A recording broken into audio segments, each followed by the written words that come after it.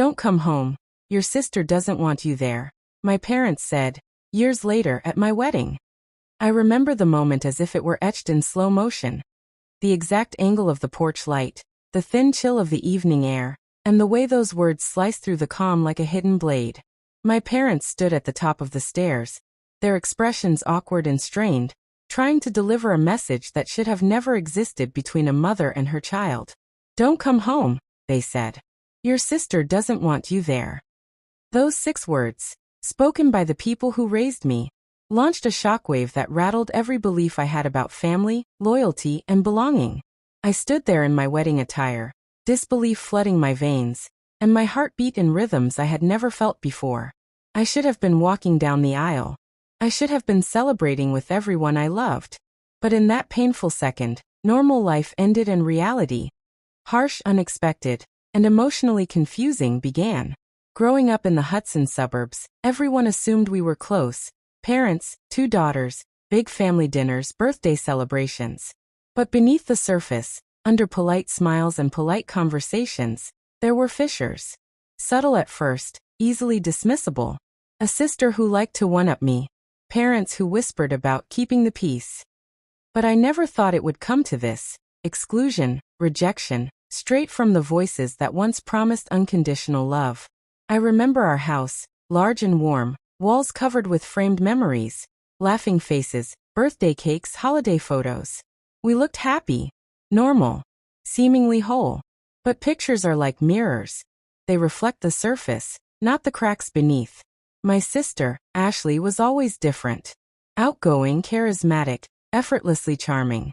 I was quieter, more cautious, more aware of the emotional landscape in every room. From an early age, I sensed that people responded to us differently. Not just them, but me too. But I didn't understand how deeply this would shape our relationship, until it exploded. It happened after college, around the time my career began to pick up. I landed a job in publishing, something I'd dreamed about since I was 12. Ashley, on the other hand, moved to another state, building her life in hospitality and events. At first, it seemed fine, siblings on different paths. But the distance exposed something that had always been lurking. Competition disguised as concern. Little comments. Small comparisons. Why don't you take your time like Ash did? Don't burn out so fast. Not everyone thrives by moving at your pace. I smiled and nodded. I thought I understood. But I didn't. I was learning the hard way that words can be weapons disguised as advice. When I got engaged to Michael, I expected joy. A simple family dinner, hugs, congratulations, maybe a few tears of happiness. But what I got was silence. Not awkward silence. Not celebratory silence. A vacuum. An absence so glaring it felt louder than any shout. I remember calling my sister first. I'm engaged, I said, voice bright. I can't wait for you to meet him. There was a pause so long I wondered if the phone had died. Congratulations, she said finally. When's the date? Nothing more. No worms. No excitement. Just a date. That was the first real clue. Not an argument, not a fight, just the quiet absence of love. For every bride, there's a story. Dress fittings, centerpieces, invites. Mine was different. Every time I pictured walking down the aisle, I saw my sister's empty smile, my parents' eyes flicking away, and a dinner table missing key voices. I invited everyone. Everyone said yes. And then people started vanishing. On calls. Last-minute excuses. RSVPs rescinded. Something came up. Can't make it. Sorry about the date conflict. Each message made my heart sink a little lower. But nothing compared to the day my parents said those words. The ones that splintered everything. The night before my wedding, I sat on the edge of the bed in our soon-to-be marital home, staring at the invitation card still unopened, still unsigned by the people I always thought would be there. Beside me, Michael, calm and steady as ever, reached for my hand. I love you, he said softly. But you don't need their approval to be happy. I nodded and forced a smile. But inside, something heavy was settling. It wasn't sadness exactly. It was a deep ache of abandonment. My parents didn't yell. They didn't threaten. They simply said the words and turned away. Your sister doesn't want you there. That line was like a wall built overnight. Solid. Immovable. Not open to compassion. To reasoning. To context. Just a finality. Cold and profound. Why me? Why my wedding? Why at the moment that was supposed to be joy? Their tone wasn't angry. It wasn't even harsh. It was matter of fact. The kind of voice people use when they've rehearsed something for so long that it feels normal to them, even if it shatters someone else. I stood there in my wedding dress, ivory lace and soft silk, the fabric hugging me where it should have reminded me of love. Instead, it felt like armor I hadn't asked to wear. My heart wasn't ready for this battle. My soul wasn't prepared for the contradiction that now stood between my parents and me. I didn't scream. I didn't cry. I simply felt my world tilt. Just slightly, just enough. In moments like these, people often say, "It changed me forever." But the truth is deeper than that. It didn't just change me. It uncovered who I really was beneath years of trying to be the daughter, the sister, the one who smiled quietly when others spoke loudly. The ceremony went forward. Just not as expected. There was no mother walking me down the aisle. No beaming sister at the front row. Instead, there were chairs. Beautiful chairs. Arranged with delicate white ribbons and flowers. Not a single one left empty anymore, because every seat was filled by someone who chose to be there. Friends from college. Colleagues who watched me grow. Extended cousins I hardly knew but who loved me anyway. Neighbors who became family. And at the front row, where my parents' seats were reserved, no one sat there. Not because it wasn't meant to be a wedding, but because this was as much a wedding of truth as it was a wedding of love. I didn't walk alone. I walked with intention, with eyes lifted, with a heart that had learned something most people learn too late. Love isn't about possession. It's about presence. The presence of those who show up not because they have to, but because they choose to. It's not rejection. It's revelation. Some people don't come home because they don't want the house to collapse. Some people don't come home because they have already decided where their loyalty lies. And sometimes, painfully, they choose convenience over connection. But love that is chosen endures. At my wedding, I didn't just exchange vows with my husband. I exchanged truths with the world. Showing that family isn't only defined by blood, but by those who stand beside you when others walk away. For more inspiring and heart-touching stories like this, please subscribe to our channel. You're settling in, he said. No congratulations. No apology. No acknowledgement of what they'd done. We are, I replied. Another pause. Your sister was very emotional that day, he added. There it was. The justification. He didn't say he was sorry. He didn't say he missed me. He didn't ask how I felt. Instead, he explained, as if explanation erased impact. I didn't ask you to choose, I said quietly. You did that on your own. He inhaled sharply. We were trying to keep the peace. At my wedding? I asked. Silence. That silence said more than words ever could. It meant avoiding discomfort. It meant prioritizing the loudest voice in the room. It meant sacrificing one child's feelings to appease another. And suddenly, decades of subtle moments clicked into place. The birthdays Ashley dominated. The holidays she dictated. The arguments where I was told to be understanding. I had always been the flexible one. The reasonable one. The one who absorbed disappointment quietly. But flexibility, I realized, often becomes permission. Permission for others to step over you. That realization hurt more than the wedding itself. Because it meant this wasn't sudden. It was structural. One night, as we cleaned up after dinner, Michael asked something simple. What do you want from them now? I opened my mouth. Then closed it. I didn't know. One night, as we cleaned up after dinner, Michael asked something simple. What do you want from them now? I opened my mouth. Then closed it. I didn't know. Because for so long, my wants had been shaped around their expectations. Be agreeable. Don't cause tension. Make things easier. But what if easier had only ever been easier for them? A week later, I saw a photo online. My parents. My sister. All together at a brunch. Smiling. Relaxed. As if nothing had happened. As if my absence was normal. It wasn't that they were happy. It was that they were happy without me and didn't seem to notice. Anger didn't come right away. It arrived quietly, like a delayed echo. I wasn't furious. I was clear. Clear that something had to change. I stopped waiting. For apologies. For explanations. For invitations. Waiting had kept me stuck. When my mother suggested a family dinner to clear the air, I declined. Not yet, I said. She sounded surprised. That told me everything. It meant I needed space. To grieve the family I thought I had. To redefine the one I was willing to participate in. Marriage changed my center of gravity. For the first time, I wasn't standing alone, trying to balance competing loyalties. I had a partner. A home. A choice. I wrote pages. About feeling invisible. About the pain of being excluded. About how deeply it cut that they believed my sister over me without asking. I folded the pages and placed them in a drawer. Some truths don't need to be delivered to be real. Was reconciliation possible? Or was it just familiar? Reconciliation requires accountability. Familiarity only requires habit. It happened suddenly. In the middle of a grocery store aisle. I realized I hadn't failed them. They had failed to show up for me. Everything. My posture. My voice. My tolerance.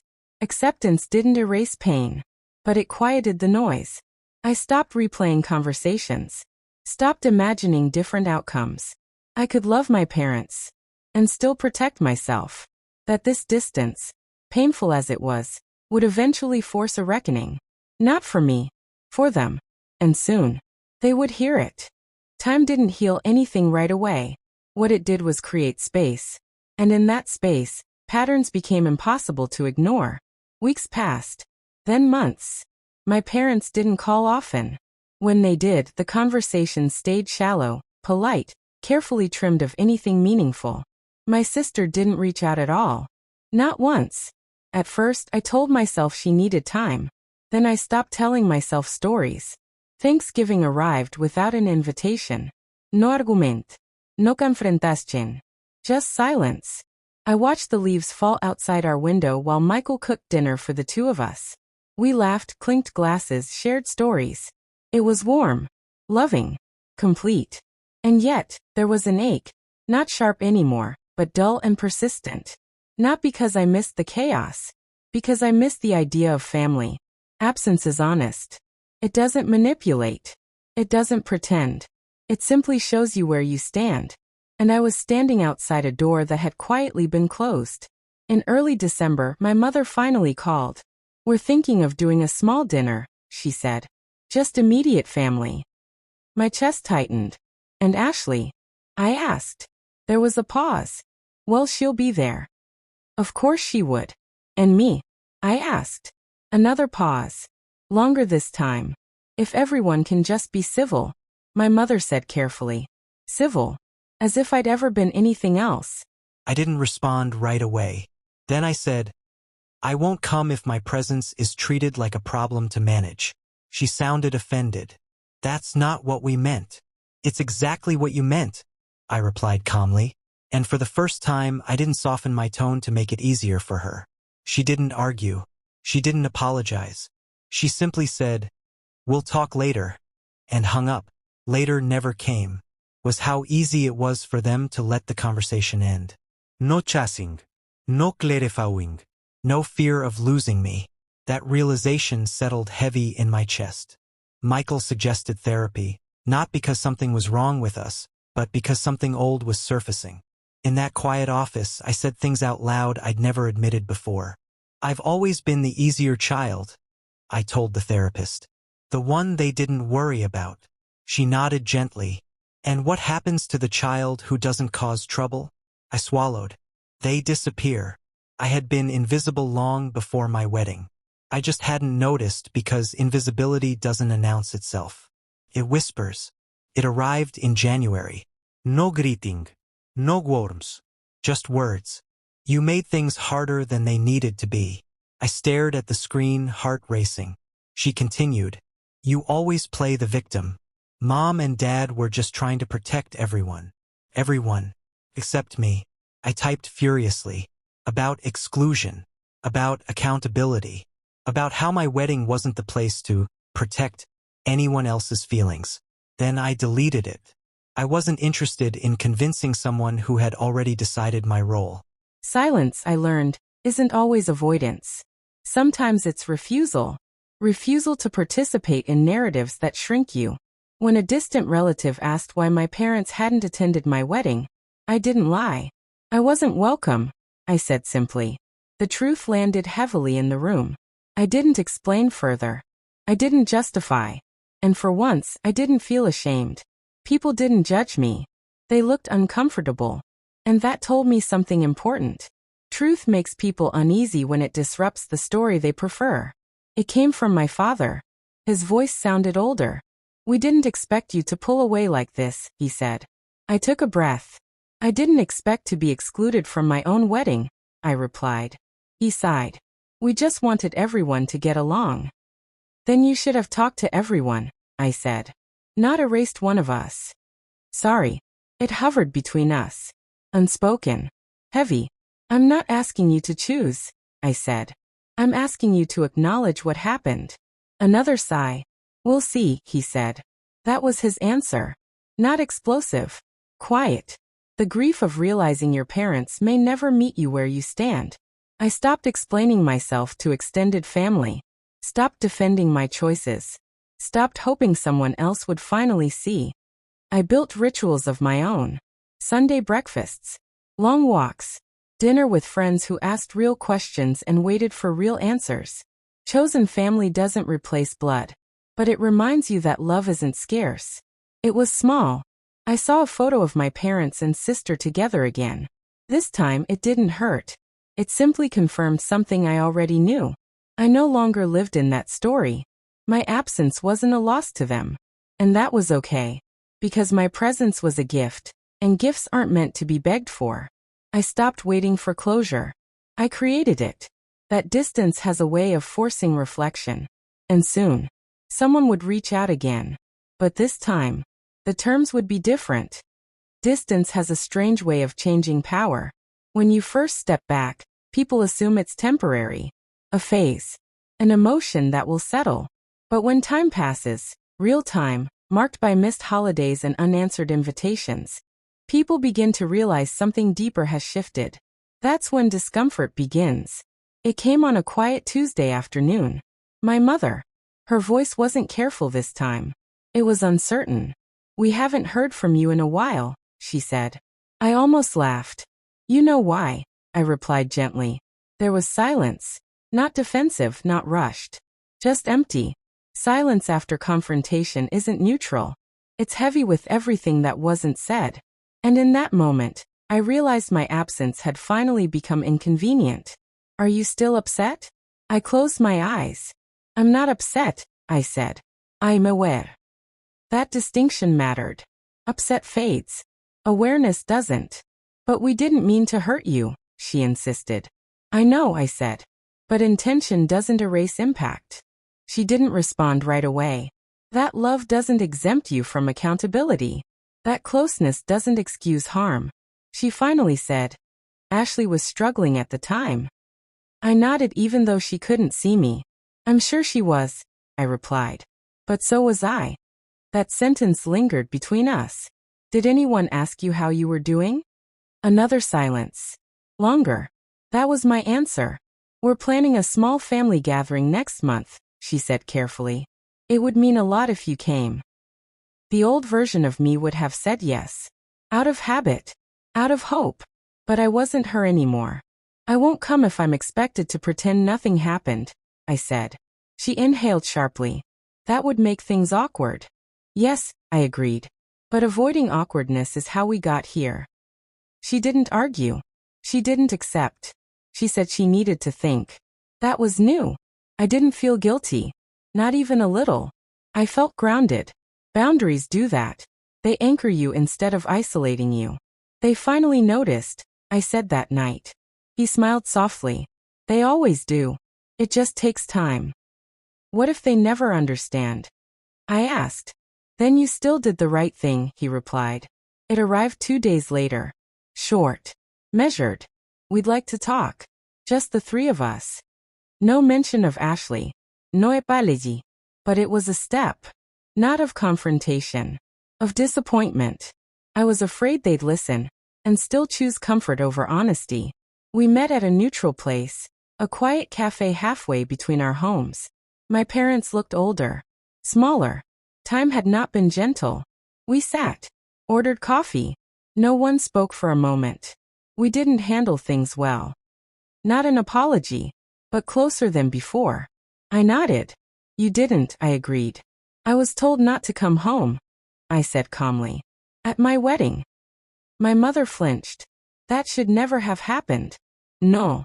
Iraplia. It shouldn't have. They admitted fear. Fear of confrontation. Fear of upsetting Ashley. Fear of family conflict. All the things that had quietly shaped my childhood. That they chose the path of least resistance. That they expected me to absorb the cost. Why was I always the one expected to understand? My father looked down. You were stronger, he said. I exhaled slowly. Strength isn't consent. I wasn't pleading. I wasn't explaining. I was stating facts. And that changed the entire dynamic. I'm not asking you to cut Ashley out, I said. I'm asking you not to cut me out for her comfort. That distinction mattered. We'll try, my mother said. Try. Not commit. But I accepted it. For now. Because progress isn't always loud. Sometimes it's tentative. I didn't feel relieved. I felt cautious. Trust, once fractured, doesn't return instantly. They invited us to dinner 2 weeks later. I didn't answer right away. Not out of punishment. Out of self-respect. Reconnection isn't about access. It's about safety. I didn't know if reconciliation would happen. But I knew this. I would never again shrink myself to be included. Ashley. Her silence was deliberate. So, it would have to be addressed. And the next chapter would force the truth into the open. I didn't respond to the dinner invitation right away. Not because I was trying to make a point, but because I was listening to myself for the first time. There's a difference between hesitation rooted in fear and hesitation rooted in clarity. This one felt like the latter. Michael noticed. You don't owe them speed, he said gently. Only honesty. That was the moment I realized how much I had changed. I agreed to dinner, but with conditions. Just my parents. No pretending, no rushing past the hard parts. My mother replied almost immediately. Of course, she wrote. That word, of course, used to comfort me. Now, it made me cautious. Their house smelled the same, furniture unchanged, photos still lining the walls. But something fundamental had shifted. I wasn't stepping back into my old role. I was entering as myself. We sat at the table like strangers who shared history but not understanding. Small talk filled the space. Weather, work, neutral topics. It felt rehearsed and fragile. Halfway through dinner, my mother set down her fork. Ashley is very upset, she said quietly. I looked up. Here it was. My instinct was to apologize, to soothe, to minimize. Instead, I asked, about what? They exchanged a glance. She feels you've pulled away to punish her. I nodded slowly. I pulled away to protect myself, I said. That distinction hung heavy in the room. Ashley, according to them, believed I had embarrassed her, that I had made the wedding about conflict, that my absence afterward was dramatic. Listening to it felt surreal, not because it was unfamiliar, but because it was incomplete. I didn't make the wedding about conflict, I said evenly. I showed up. I was told not to come home, and I respected that. My father shifted uncomfortably. That wasn't how it was meant, he said. But it was how it landed, I replied. I refused to argue about intent, because intent had been their shield for years. Impact was the conversation now. I asked, did anyone tell Ashley no? Silence. Not uncertainty. Recognition. My mother spoke softly. We didn't want to upset her further. I nodded. And you were willing to upset me instead. She didn't deny it. That was the moment something shifted. Not dramatically, but permanently. They finally saw the imbalance. 2 days later, my sister called. No warning, no message first, just a call. I stared at the screen before answering. I don't understand why you're doing this. No greeting, no acknowledgement, just accusation, fear, loss of control, the discomfort of no longer being centered. I didn't exclude myself, I said calmly. I was excluded. She scoffed. You're twisting things. No, I replied. I'm naming them. You always make everything emotional, she snapped. I breathed in slowly. This was my wedding, I said. If I'm allowed to be emotional anywhere, it's there. I didn't want to compete with you, she said suddenly. I just didn't want to feel replaced. That stunned me. Not because it excused anything, but because it revealed something raw. Ashley had confused attention with love, and when she felt threatened, she demanded allegiance. I wasn't replacing you, I said. I was building my life. There was silence on the line. Not defensive this time. Uncertain. I can have a relationship with you, I continued, but not one where I disappear to make you comfortable. She didn't respond right away. I need time, she said. I nodded. So do I. And for the first time, the pause felt mutual. Nothing resolved overnight. There were no apologies, no dramatic reunions. But something cracked open. They stopped pushing, stopped asking me to just let it go, stopped managing my presence. That alone was progress. The need to be understood immediately. Healing doesn't require instant agreement. I no longer questioned my memory, my feelings, my right to draw lines. A small family gathering. Optional. No pressure. I accepted. Not because I felt obligated, because I felt ready. If things went wrong, I could leave. That freedom changed everything. Distance hadn't broken the family. It had exposed it. And exposure, painful as it is the only place healing can begin. One more gathering. One more truth. One final choice. It's about moving forward, without losing yourself again. The gathering was supposed to be simple. Just coffee, just an afternoon, just family. But nothing about it felt small. Michael came with me, but he waited in the car. Not because he wasn't welcome, because this was something I needed to face alone. I walked in calm, not armored, not afraid, just aware. No forced cheer, no exaggerated smiles. Everyone seemed careful, like they knew something fragile was sitting between us. They weren't wrong. That was typical. But this time, no one adjusted around her. No one rushed to smooth her entrance. She noticed. I could tell. There was no hostility, no warmth either, just recognition. Two people finally seeing each other clearly. My mother broke the silence. I think we should talk. Honestly. That word again. But this time, it felt earned. I didn't realize how much pressure we put on you to be flexible, he admitted, and how little we asked others to do the same. My chest tightened, not from anger, from relief. She crossed her arms, defensive, but quiet. She was listening. I learned early that love in this family meant adapting, I said. So I adapted, until there was nothing left of me. No accusation, just truth. I wasn't asking for agreement. I was stating reality. That changed everything. I didn't know you felt erased, she said. Her voice cracked, but not with guilt, with confusion. Every time she wanted something, I stepped aside, and everyone let me. We thought you were strong enough to handle it. I nodded. I was, I said.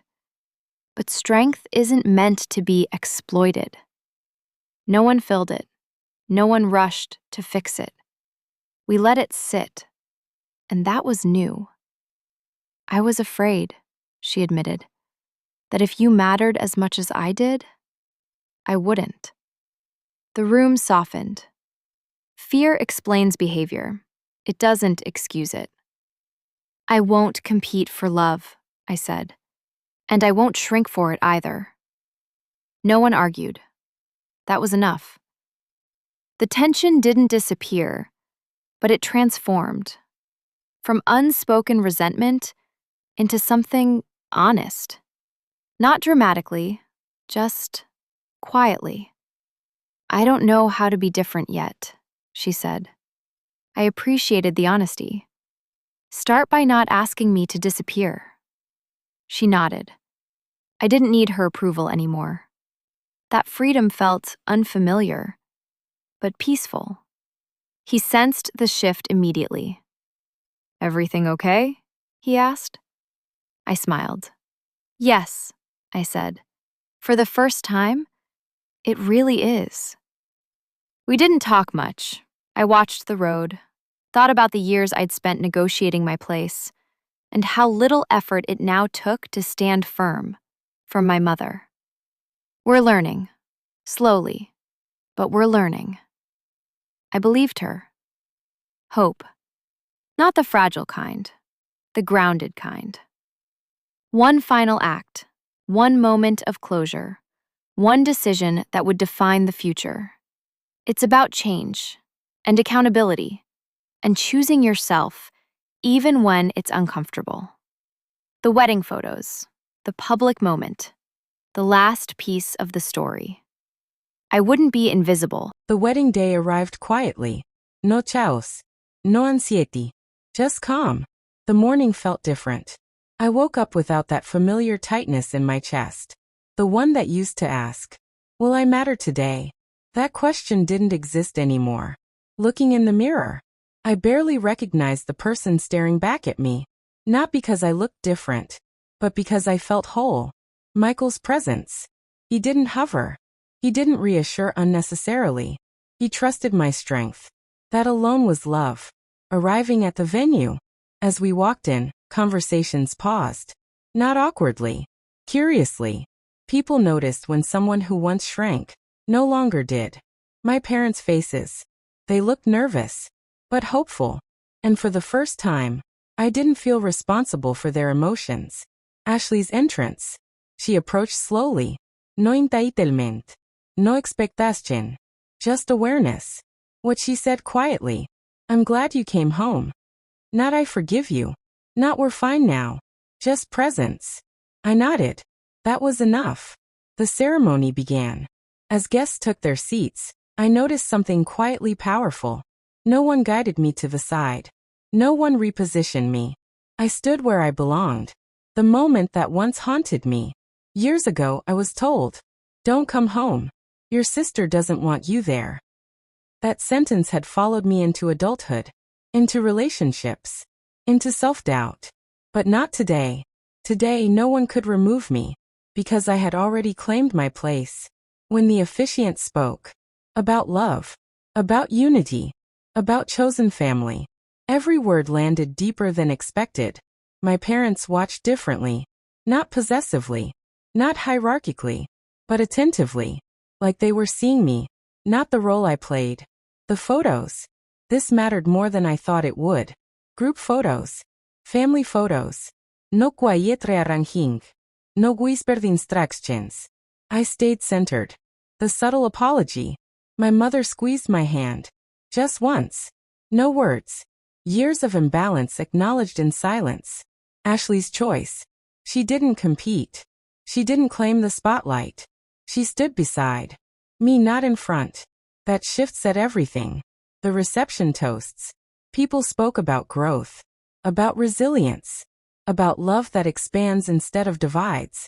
And I realized they were talking about me too. The dance floor moment. Michael pulled me in, not for display, but grounding. And in that moment I felt something unexpected. Belonging. Not because I was accepted, but because I had stopped asking. Later that evening, Ashley sat next to me. Not close, but comfortable. I don't want us to go back to how it was, she said. Neither did I. What I answered honestly. Then we won't. Boundaries aren't ultimatums. They're invitations to do better. The quiet end of the night. As guests left, my parents lingered. My father hugged me longer than usual.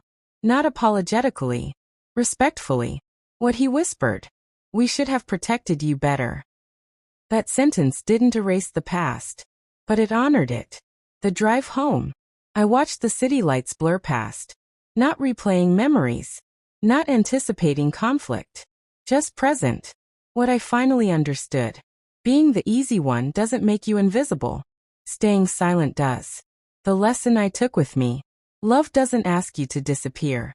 Family doesn't require self-erasure. And peace doesn't come from being chosen. It comes from choosing yourself. If you're listening to this story, and it sounds familiar, if you've been the adaptable one, the forgiving one, the one who steps back so others feel comfortable, hear this clearly. Your place was never conditional. The ending I deserved. Not revenge. Not dramatic reconciliation. But dignity. And that was enough. For more inspiring and heart-touching stories like this, please subscribe to our channel.